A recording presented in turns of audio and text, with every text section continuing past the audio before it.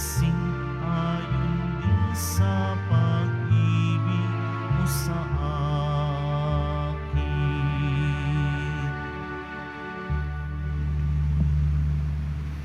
Sa ngalan ng Ama at ng Anak at ng Espiritu Santo, Amen. sumainyo ang Panginoon. At sumaiyo rin.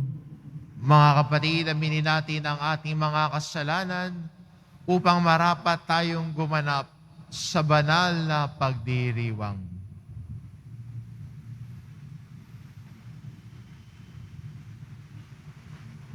Inaamin ko Sa makapangyarihang Diyos at sa inyo mga kapatid, na lubha akong nagkasala sa isip, sa salita at sa gawa at sa aking pagkukulang. Kaya isinasamo ko sa mahal na Birheng Maria, sa lahat ng mga anghel at mga banal, at sa inyo mga kapatid, na ako'y ipanalangin sa Panginoong ating Diyos.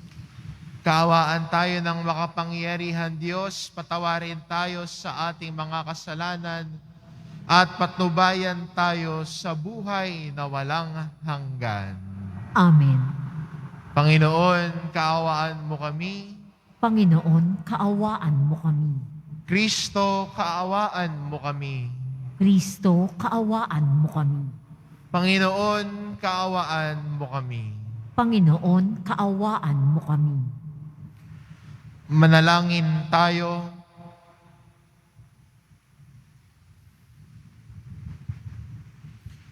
Ama naming makapangyarihan, tunghayan mo kaming bumubuo sa iyong angkan. At gawin mong sa iyo ngayong paningin ay magningning ang kalooban naming laang sundin ng loob mo. Sa pamamagitan ng paghubog sa pag-uugali namin, sa pamamagitan ni Hesukristo, kasama ng Espiritu Santo, magpasawalang hanggan. Amen. Magsiupo muna po ang lahat. Pagbasa mula sa aklat ni Propeta Isaías. Sinasabi ng Panginoon, ang ulan at niyebe, paglakpak sa lupa'y di na nagbabalik. Aagos na ito sa balat ng lupa at nagiging pandilig. Kaya may pagkait butil na pangasik, ganyan din ang aking mga salita. Magaganap nito ang lahat kung nasa. Ang salita ng Diyos. Salamat sa Diyos. Matuwid ay tinutulungan sa lahat ng kagipitan. Matuwid ay tinutulungan sa lahat ng kagipitan. Kadakilaan ng Diyos ay ihayag. Ang ngalan niya ay purihin ang lahat. Ang aking dalangin dininig ng Diyos na wala sa akin ang lahat kong takot. Matuwid ay tinutulungan sa lahat ng kagipitan. Nagalak ang aping umasa sa Kanya, pagkat di nabigo ang pag-asa nila. Tumatawag sa Diyos ang walang pag-asa. Sila'y iniligtas sa hirap at dusa. Matuwid ay tinutulungan sa lahat ng kagipitan.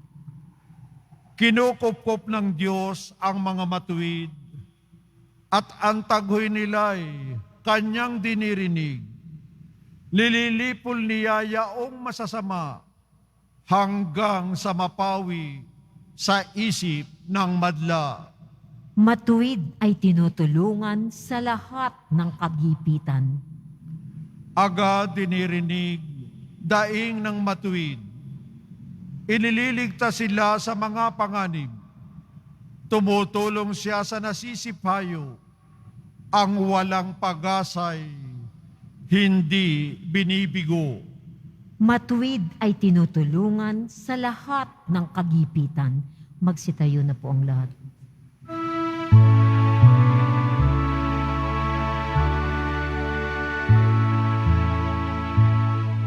Nagpupuri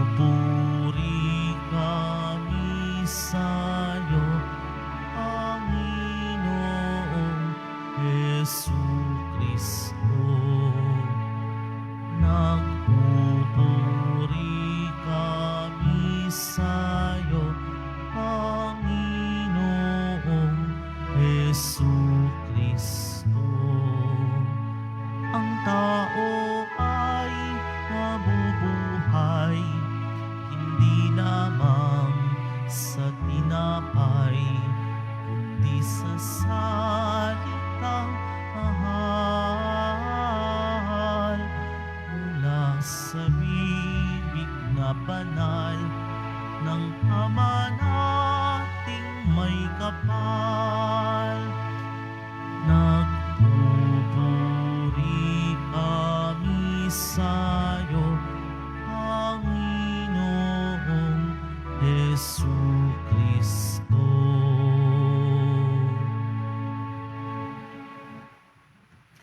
Sumainyo ang Panginoon.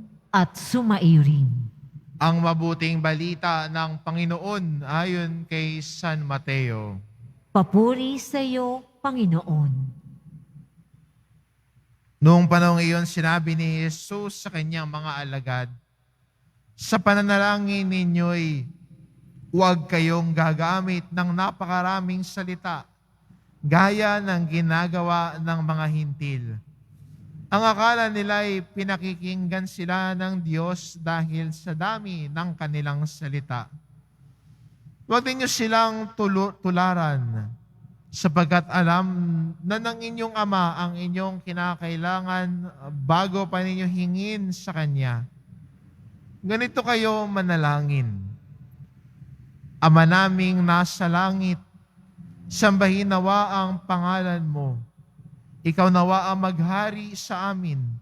Sundin nawa ang iyong kalooban dito sa lupa tulad ng sa langit. Bigyan mo kami ng pagkaing kailangan namin sa araw na ito at patawarin mo kami sa aming mga kasalanan tulad ng aming pagpapatawad sa mga nagkakasala sa amin. At huwag mo kaming iharap sa mahigpit na pagsubok, kundi ilayo mo kami sa masama, sapagkat iyo ang kaharian at ang kapangyarihan at ang kapurihan magpakailanman. Amen. Sapagkat kung pinatatawad ninyo ang mga nagkakasala sa inyo, patatawarin din kayo ng inyong Amang nasa langit. Ngunit kung hindi ninyo pinatatawad ang mga nagkakasala sa inyo, hindi rin kayo patatawarin ng inyong Ama. Ang mabuting balita ng Panginoon.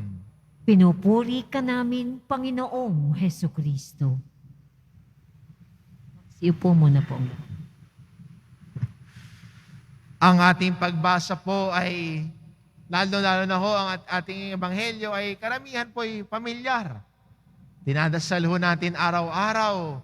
Tuwing tayo ay nagsisimba, dinadasal natin ang panalangin itinuro sa atin ng ating Panginoong Jesucristo.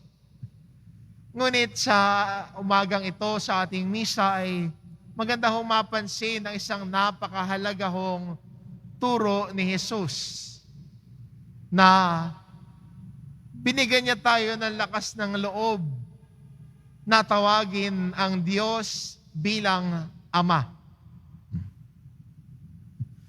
At tayo bilang mga Kristiyano na sumusunod kay Jesus, ito din ang ating tawag sa Diyos bilang Ama.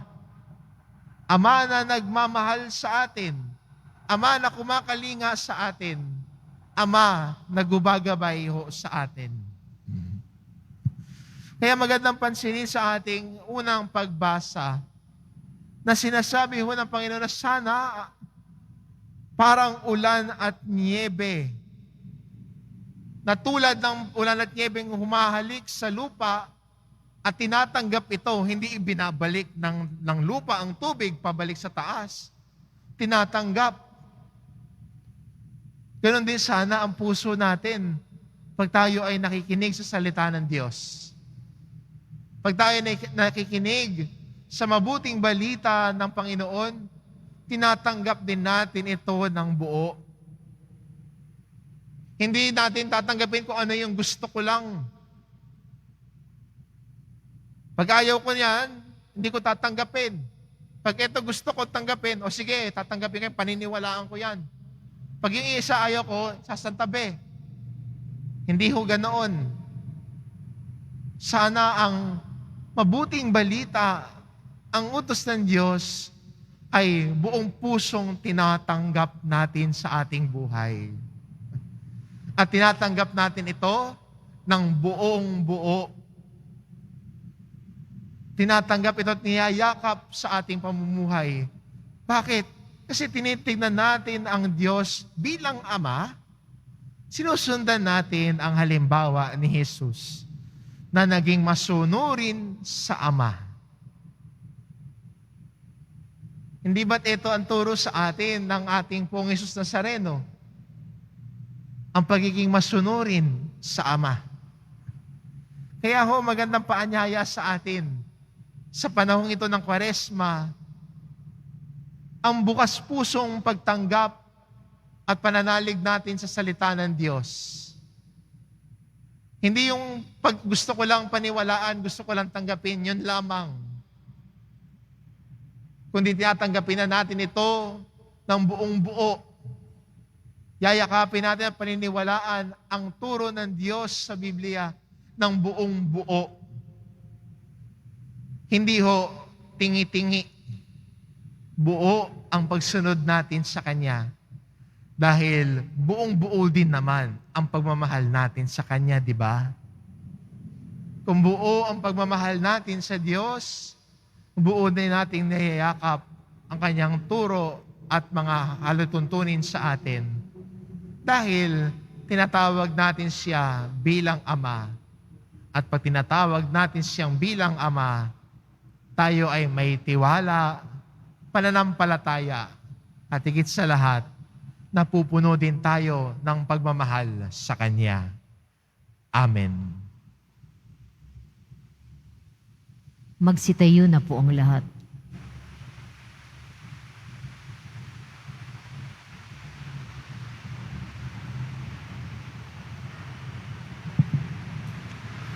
Minamahal kong mga kapatid, sinabi sa atin ni Jesus na maaari nating tawagin ang Diyos bilang Ama, kaya taglay ang matibay na pag-asa.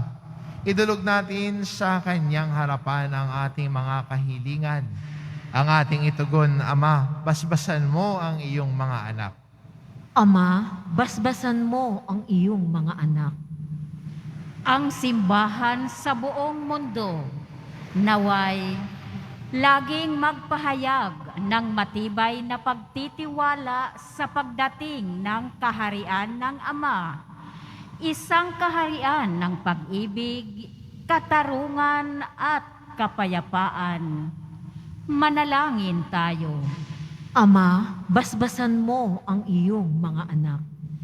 Sa kabila ng mga kahirapan ng buhay, tayo naway manatiling nananalangin at hindi magpadarang sa tukso. Manalangin tayo. Ama, basbasan mo ang iyong mga anak. Tayo naway magkaroon ng sapat na kakanin para sa ating mga pangangailangan sa araw-araw at ng kadakilaan ng puso upang patawarin ang ating mga kaaway. Manalangin tayo. Ama, basbasan mo ang iyong mga anak. Ang mga may sakit at maging ang mga nangangalaga sa kanila, naway makatagpo ang Diyos sa kanilang pagpapakasakit araw-araw. Manalangin tayo. Ama, basbasan mo ang iyong mga anak.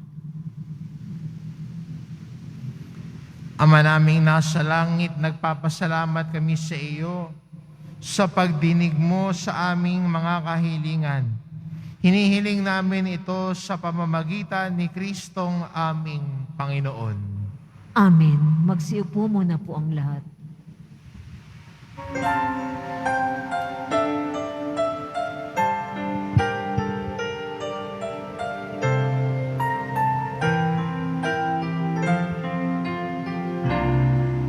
Sa'yo, Ama, aming handog ang tinapay at alak na ito, handog ng iyong bayang sumas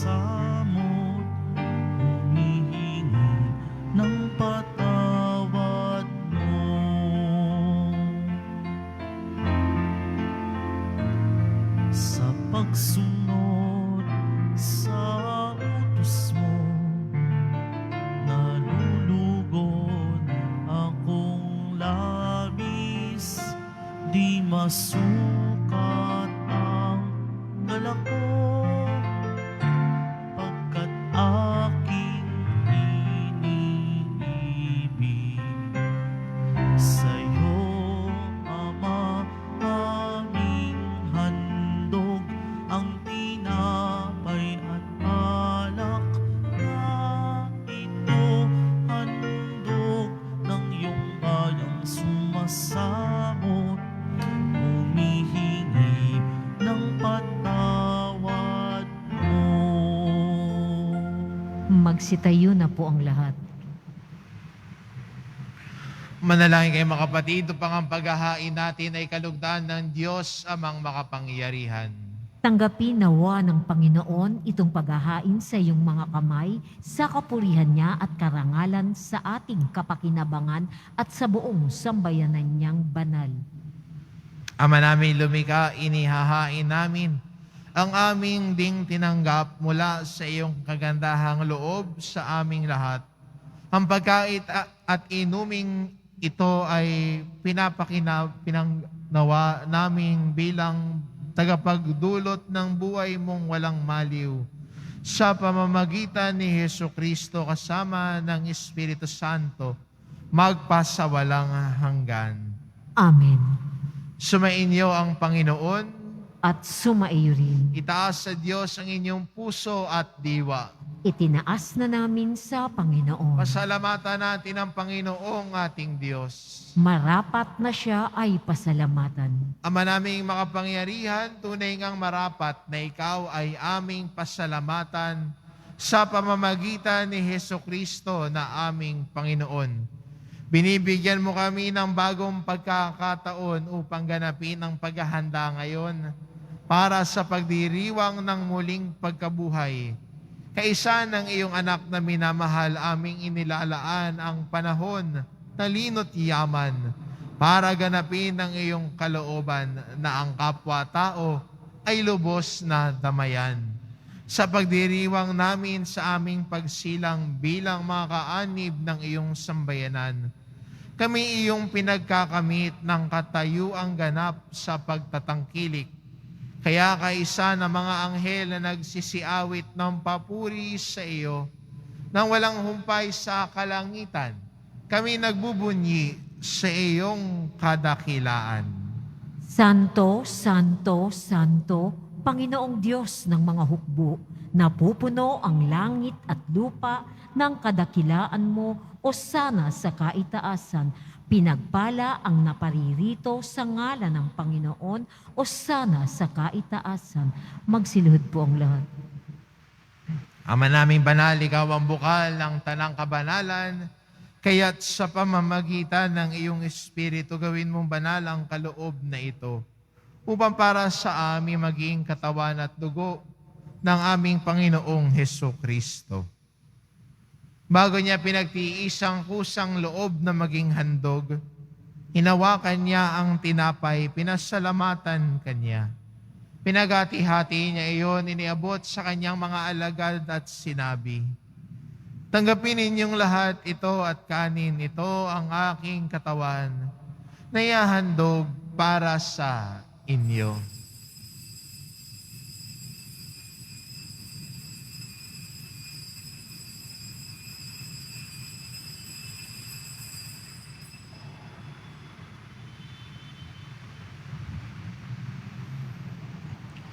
Gayun din naman na matapos ang hapunan, hinawakan niya ang kalis.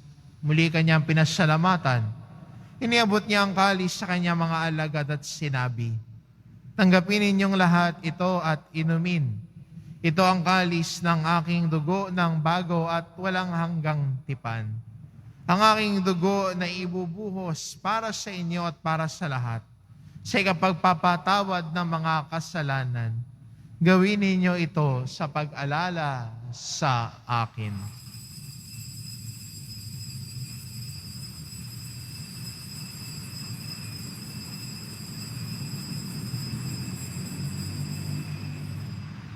Magsitayo na po ang lahat. Ipagbunyi natin ang misteryo ng pananampalataya. Si Kristo'y namatay, si Kristo'y nabuhay, si Kristo'y babalik sa wakas ng panahon. Ama, ginagawa namin ngayon ang pag-alala sa pagkamatay at muling pagkabuhay ng iyong anak. Kaya't inaalay namin sa iyo ang tinapay na nagbibigay buhay at ang kalis na nagkakaloob ng kaligtasan. Kami nagpapasalamat dahil kami iyong minarapat na tumayo sa harap mo para maglingkod sa iyo. Isinasamo namin kaming magsasalo-salo sa katawan at dugo ni Kristo ay mabuklod sa pagkakaisa sa pamamagitan ng Espiritu Santo. Ama, lingapin mo ang iyong simbahang laganap sa buong daigdig. Puspusin mo kami sa pag-ibig kaisa ni Francisco na aming Papa at ni Jose na aming Obispo at ng Tanang Kaparian. Alalahanin mo rin ang mga kapatid naming nahimlay na may pag-asang sila'y muling mabubuhay, gayon din ng lahat ng mga pumanaw. Kaawaan mo sila at patuloyin sa iyong kaliwanagan. Kaawaan mo at pagindapatin kaming lahat na makasalo sa iyong buhay na walang wakas. Kaisa na mahal na Birheng Maria na ina ng Diyos, ng kabiyak ng puso niyang si San Jose, kaisa ng mga apostol at ng lahat ng mga banal na namuhay dito sa daigdig ng kalugod-lugod sa iyo. May pagdiwang nawa namin ang pagpupuri sa ikararangal mo sa pamamagitan ng iyong anak na aming Panginoong Heso Kristo. Sa pamamagitan ni Kristo kasama niya at sa Kanya, ang lahat ng parangal at papuri ay sa iyo, Diyos amang makapangyarihan, kasama ng Espiritu Santo, magpasawalang hanggan. Amen. Sa tagubilin ng mga nakagagaling na utos at turo ni Jesus na Panginoon natin at Diyos, ipahayag natin ng lakas loob. Ama namin, sumasalangit ka, sambahin ang ngalan mo, mapasa amin ang kaharian mo, sundin ang loob mo dito sa lupa para nang sa langit. Bigyan mo kami ngayon ng aming kakanin sa araw-araw at patawarin mo kami sa aming mga sala para nang pagpapatawad namin sa nagkakasala sa amin. At huwag mo kaming ipahintulot sa tukso at iadya mo kami sa lahat ng masama. Hinihiling namin kami adya sa lahat ng masama, pagkalooban ng kapayapaan araw-araw, iligtas sa kasalanan at ilayo sa lahat ng kapahamakan. Samantalang aming pinananabikan ang dakilang araw ng pagpapahayag ng tagapagligtas naming si Heso Kristo. Sapagkat iyo ang kaharian at ang kapangyarihan at ang kapurihan magpakailanman. Amen. Panginoong Jesucristo, sinabi mo sa iyong mga apostol, kapayapaan ang iniiwan ko sa inyo. Ang aking kapayapaan ang ibinibigay ko sa inyo. Tungayan mo ang aming pananampalataya at huwag ang aming pagkakasala. Pagkalooban mo kami ng kapayapaan at pagkakaisa ayon sa iyong kalooban, kasama ng Espiritu Santo, magpasawalang hanggan. Amen. Ang kapayapaan ng Panginoon ay laging sumainyo. At sumaiyo rin. Magbigayan kayo ng kapayapaan sa isa't isa. Kordero ng Diyos na nag-aalis ng mga kasalanan ng sanlibutan, maawa ka sa amin.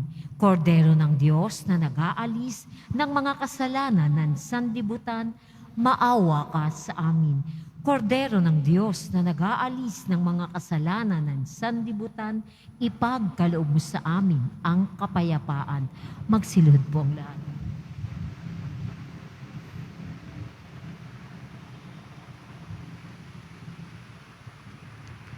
Ito ang kordero ng Diyos, ito nag-aalis ng kasalanan ng sanlibutan. Mapalad ang mga inaanyayahan sa kanyang piging. Panginoon, hindi ako karapat-dapat na magpatuloy sa iyo, ngunit sa isang salita mo lamang ay gagaling na ako.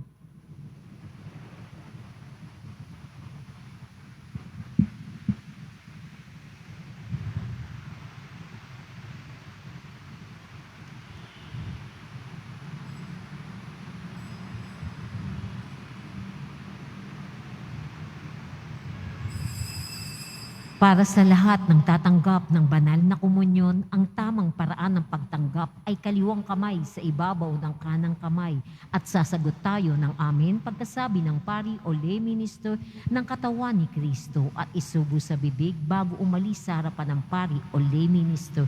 Sumunod po tayo. Maraming salamat.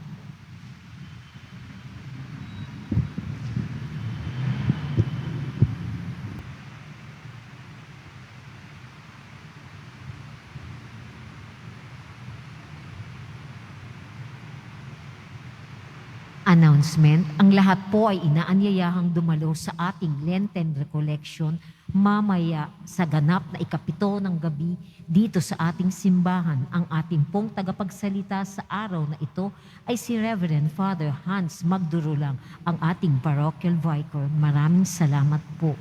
Ang lahat po ay inaanyayahan sa ating healing mass and service sa darating na March 2, Huwebes sa ganap na 6 ng gabi. Pinaalalahanan pa rin po ang lahat na huwag maging kampante sa banta ng COVID-19. Bagkus, dapat nating ipagpatuloy ang tamang pagsunod sa minimum public health standards, pagsuot ng tamang face mask. Pagkatapos ng misa, wiwisikan po ang lahat ng banal na tubig. Pinakikiusapan ng lahat na manatili lamang muna sa inyong mga lugar. Tanging sa Quezon Boulevard o Plaza San Juan lamang ang labasan ng lahat. Sumunod po tayo. Maraming salamat po sa inyong pagdalaw at pagsisimba sa Basilica Menor ng Itim na Nazareno. Magsitayo na po ang lahat. Manalangin tayo.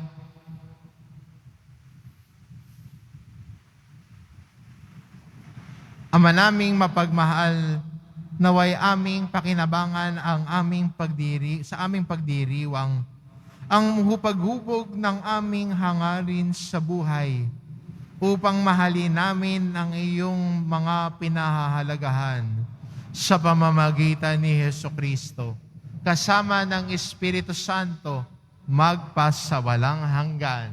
Amen. Sumainyo ang Panginoon. At sumaiyo rin. Mahal na pong Jesus Nazareno, inihayag mo sa pamamagitan ng krus ang walang maliw na pag-ibig ng Diyos sa sangkatauhan. Pakinggan mo ang kahilingan ng iyong angkan na nagsusumamo sa iyo. Makamtanawa nila ang iyong katugunan at tanggapin ang kasagutan na may utang na loob na tinatanaw. Basbasan din po ninyo ang mga may daladala nilang imahen at dasalan.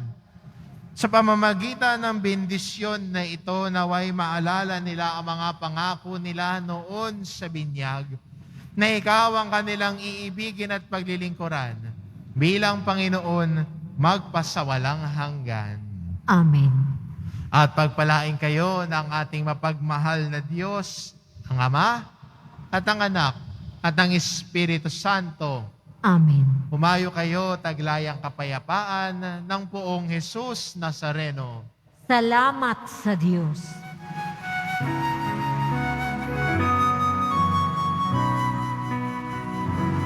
Nuestro Padre Jesus Nazareno, sinasamba ka namin, pinipintuho ka namin, aral mo ang aming buhay at kaligtasan. Nuestro Padre Jesus Nazareno, iligtas mo kami sa kasalanan. Ang krus mong kinamatayan ay sagisag ng aming kaligtasan. Nuestro Padre Jesus Nazareno, dinarangal ka namin. Nuestro Padre Jesus Nazareno, nilulwalhati ka namin.